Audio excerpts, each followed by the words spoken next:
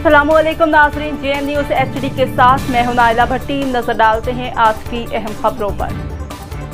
खपरू से bureau chief Hasan हंगोरो की report के मुताबिक खपरू मकरानी मोहल्ले की शादीशुदा 18 साल लड़की का अपने ससुर के हमरा एहतजाज मोहल्ले का बासर मुझे दोस्ती रखने के लिए तंग करता है। आज घर में घुसकर मुझसे बदतमीजी की और इनकार पर तशद्दुद किया मुस्कान नवीद। खपरू शहर की मकरानी मोहल्ले की शादीशुदा 18 साल लड़की मुस्कान ने अपने ससुर अब्दुल मजीद बलोच के हमरा खपरू पुलिस स्टेशन पर एहतजाज करते कहा कि मैं कनरी की रिहायशी हूँ, मेरी निशादी नवीद से हुई है।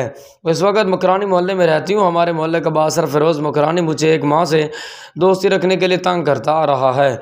मैं अपनी बदनामी की वजह से खामोश थी। वो हर रोज़ 2-3 लड़कों के साथ घर के बाहर खड़ा होकर पिस्तौल दिखाता है और रात भर नशे में फायरिंग करता है। आज मेरा ससुर सईद मीरपुर खास गया तो फ़िरोज़ मौके पर देखकर घर में घुस गया और मुझसे बदतमीज़ी करने लगा। मेरे शोर मचाने पर मुझे तशद्दुद का निशाना बनाया।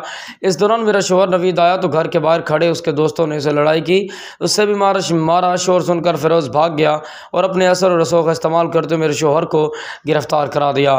मुस्कान के ससुर अब्दुल मजीद बलोच ने बताया कि मुझे मालूम नहीं कि वो लड़का मेरी बहू को तंग करता है। आज जब मैं मीरपुर खास से वापस आया तो मेरी बहू रो रही थी, इसके हाथों पर तशद्दुद के निशान थे। मेरे मालूम करने पर मुझे सारा माजरा सुनाया। अब मैं पुलिस स्टेशन पर आया हूँ। मेरे बेटे को पुलिस ने हिरासत में लिया हुआ है और बासर शख्स आज़ाद घूम रहा है और मौत की धमकियाँ दे रहा है। खपरू पुलिस उसे गिरफ्तार नहीं कर रही।